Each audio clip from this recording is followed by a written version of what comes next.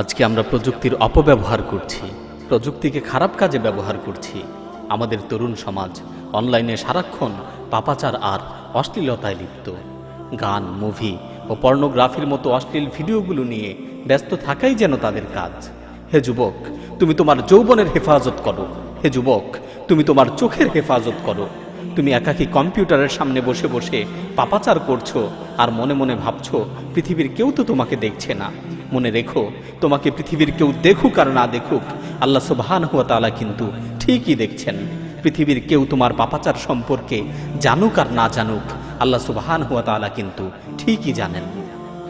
তুমি কম্পিউটারের browsing history থেকে তোমার পাপাচারকে যতবারই ডিলিট করো না কেন, মনে রেখো আল্লাহর কাছে তোমার পাপাচারের হিস্টোরি কিন্তু ঠিকই থেকে যাচ্ছে।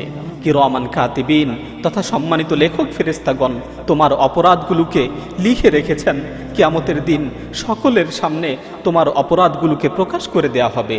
আজকে তুমি যেই হাত দিয়ে কিবোর্ড চাপছো, যেই হাত দিয়ে মাউস নাড়ছো, যেই চোখ দিয়ে অশ্লীল জিনিসগুলো দেখছো, সেই হাত, সেই চোখ সেদিন তোমার বিরুদ্ধে সাক্ষী দিবে।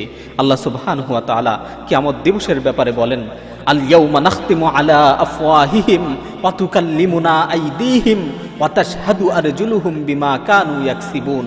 আজকে আমি তোমাদের মুখগুলোকে বন্ধ করে দিব। আজকে তোমাদের অপরাধের ব্যাপারে তোমাদের হাত কথা বলবে, তোমাদের পা কথা বলবে। আজকে তোমাদের অপরাধের ব্যাপারে তোমাদের হাত পা সাক্ষী দিবে।